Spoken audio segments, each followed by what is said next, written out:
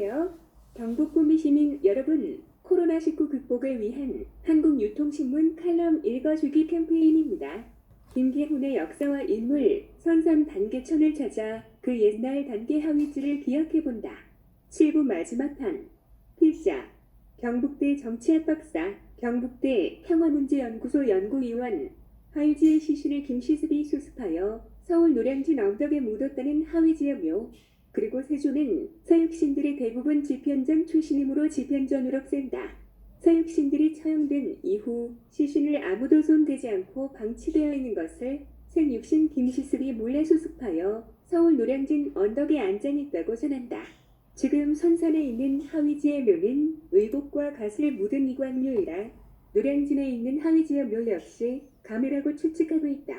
선산 고방산에 있는 하위지의 의관묘, 성상문은 국문 과정에서诗를 남기는데 이 몸이 죽어가서 무엇이 됐고 하니 복내산 제1봉의 낙낙장송이 되었다가 백설이 만건곤할제 동략 청청하리라 남긴다.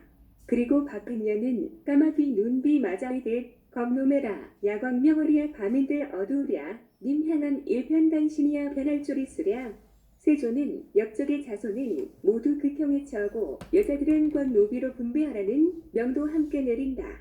서육신의 가족들은 역적죄로 남자들은 죽임을 당하고 여자들은 노비가 되어야 한다.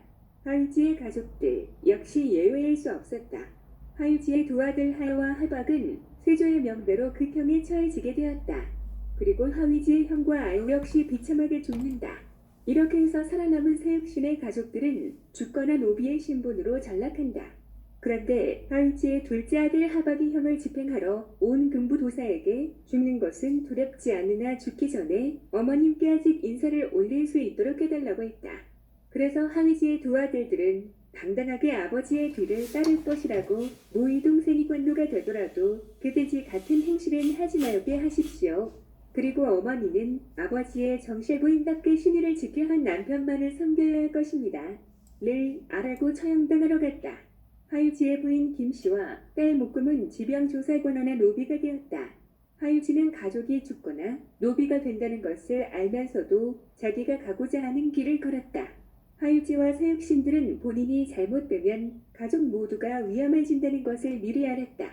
그렇지만 그들은 그 길을 두려워하지 않고 갔다. 결과는 비록 실패하여 가족이 죽음으로 내몰리고 살아남은 자들은 죽기보다 싫은 노비로 전락하는데도 그들이 배운 춤을 실천하고 전리를 지켜야 한다는 것에 본인들의 목숨뿐만 아니라 가족의 불행마저 주저하지 않고 용감하게 그들의 길을 갔다고 하겠다. 서육신의 춤과 절의 정신은 성종 때 등장하는 살인파 선비들에게 많은 영향과 교훈을 주었다. 기록에는 서육신의 단종부 기거사와 순행으로 유배를 갔던 금성대군이 순행부사의 모금과 함께 단종부 기를 꾀하다 탈로나 금성대군마저 사사된다. 이렇게 되자 조정에서는 단종을 죽여야 한다는 여론이 일어난다.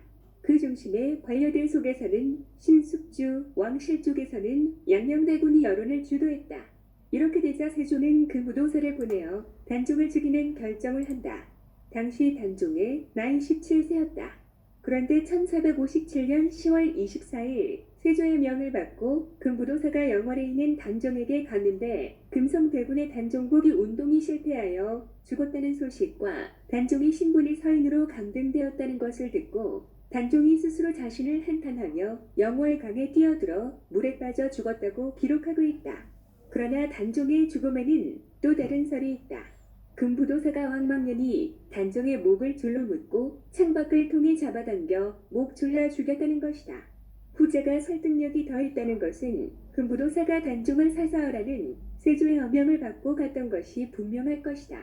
그렇다면 그는 단종을 어떻게든 죽여야 한다. 정황상 목 졸라 숨지게 하고 시신을 영화의 강물 던졌을 것이다. 그래도 세조가 명을내를 죽였다는 것보다 스스로 강물로 뛰어들어 자살했다는 것으로 날짜하는 것이 세조와 당시 주장대 신들의 입장에서는 첫 번째 단종을 본인들이 죽였다는 것을 회피할 수 있고 두 번째 다가온 여론들로부터 조금은 피해 갈 수 있었다는 판단에서 시신도 없는 무덤을 만들어줬을 것이다. 단종의 시신을 영월강에 던졌다면 단종의 시신은 없는 것이 된다. 그렇다면 강원도 영월군 영월하면 영흥리의 단종릉에는 단종의 시신이 없는 채 단종릉이 조성된 것이다. 시신이 없는데 왜 릉을 만들었을까? 이것은 세조가 단종이 스스로 자살했는데 그래도 죽은 시신을 수습하여 무덤을 만들었다는 명분을 얻기 위해서이다. 강원도 영월에 있는 단종의 장릉, 단종의사를 지켜보면 사람들이 이렇게 모질고 잔인할 수 있다는 것을 알 수가 있다. 조선왕조는 도덕국가를 실현하기 위해 성리학을 강조하였다. 그런데도 불구하고 조카를 원리에서 내쫓고 많은 훌륭한 사람들을 가차없이 죽이고 유배를 보낸다. 단종의사를 보면 권력을 차지하기 위해 수단과 방법을 가리지 않는 인간의 잔혹함을 엿볼 수 있는 것이다.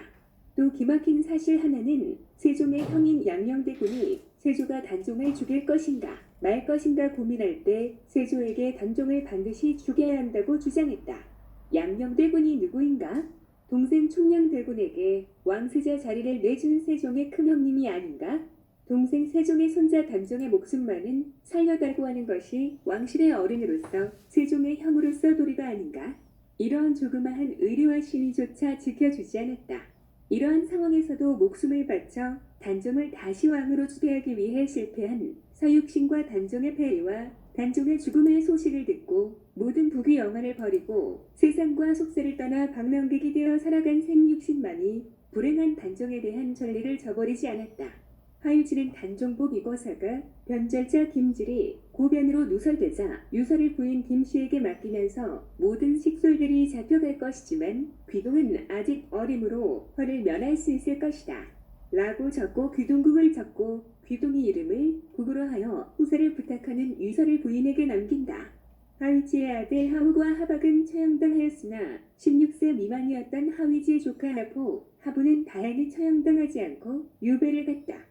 귀동은 하위지의 막내 동생인 하수지의 둘째 아들로 당시 7살이었다.